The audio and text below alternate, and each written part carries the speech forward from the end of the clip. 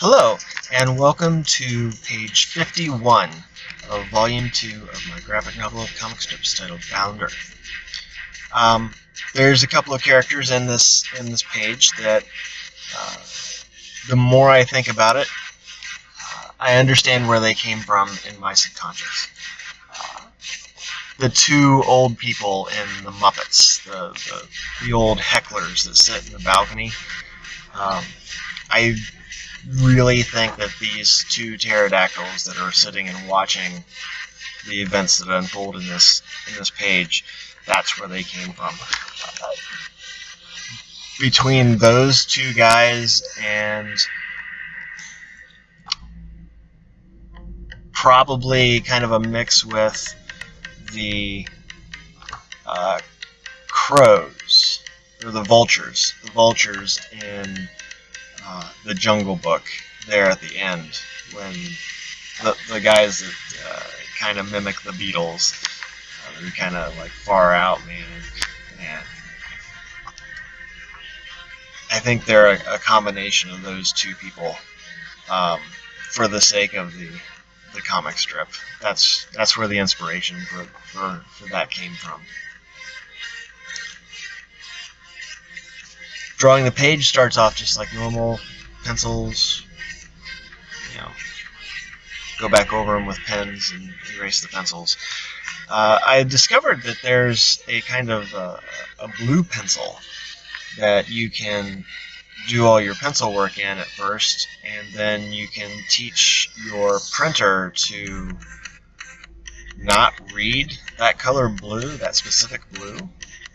I'm going to have to look into that, because that would eliminate some time spent on a process that doesn't need to be there if I can make that work. So hopefully I can get more done faster. It'll make me more efficient if it works.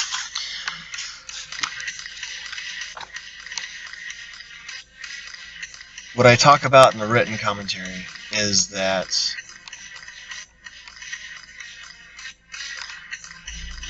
there will be people who will watch everything going on in your life. They will see the train on the other side of the tunnel coming at you, and they will not say a word. They will not lift a finger to help you. They will watch whatever crash and burn for their own amusement. And the best advice that I can come up with for that is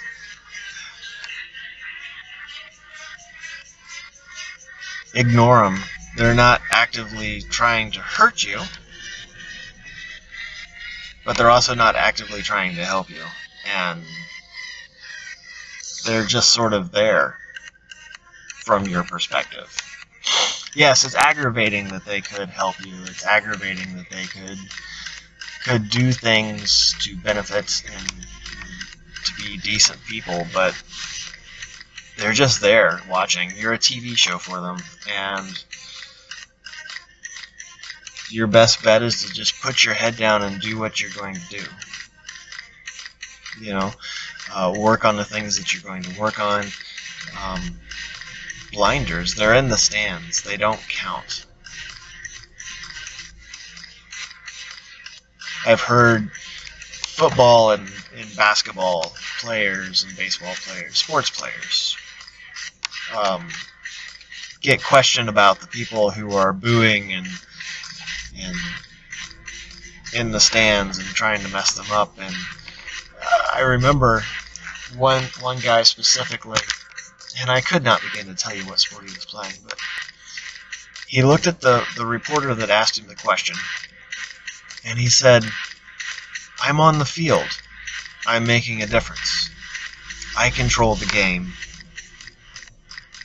The people in the stands, they paid to be there. They're just watching. They can't change the game. They have no impact over what's going on."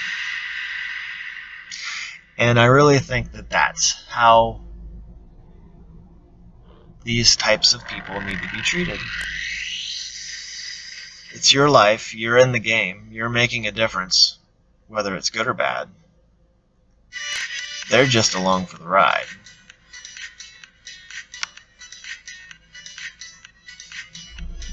And that's a good way to think about it. Put your blinders on and do what you need to do. Yeah, they're there. Yeah, people are going to run their mouths. Yeah, people are going to do their best to make themselves feel like they're doing something, but they're not. Put your head down and do your thing. Do it to the best of your ability. Do it the way that you want to do it. Because people running their mouths can only affect things if you let them. If you listen to them. If you notice them. And that drives these types of people nuts. If you don't notice them, they have no impact.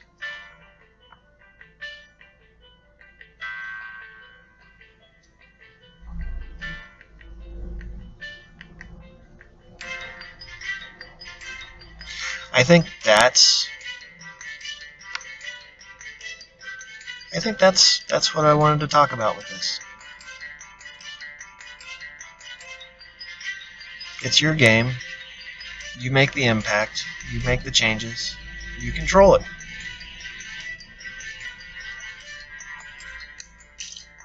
Don't let them in your head. Don't let them in the game. Just you do you.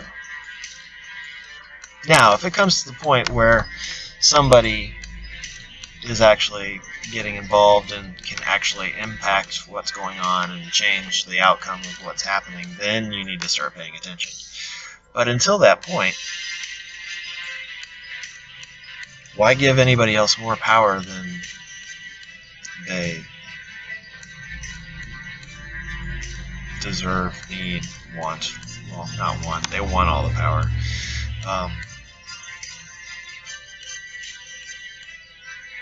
Just don't let them in your head. Easier said than done. I know, it takes practice. You'll have lots of practice. I'm sorry. But you'll get better at it. So we're at about the 8-minute mark. I think I said all I wanted to say about that. Thanks for watching and for listening to me ramble. I hope it makes sense. I didn't have too many takes with this because I left my pop in the house and I'm in my car and trying to film this and record this, and I forgot my pop, and so my mouth will get really, really dry if I have to do a whole lot of takes. Thanks for watching. If you're watching this on YouTube, on Dream of Art, the #1, come over to Patreon. It's patreon.com/Alan Dunlap, and check out all the other stuff. There's written commentary. If you're already a member, you're seeing it. It comes out the same time as this video. You get scanned images that you can upload and print off and color. I really designed this to be a coloring book, something for people to do, when they're waiting in lines at places or when they're bored sitting at home. They can color this in. If you happen to color any of these pages in, feel free to post them on the Patreon.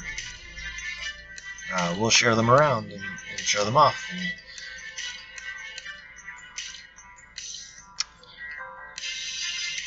Okay, so I wanted to thank Amanda and Joe for being Patreon supporters. Thank you very much. Your support means a lot to me, and it goes a long way towards getting supplies and ensuring that this work continues.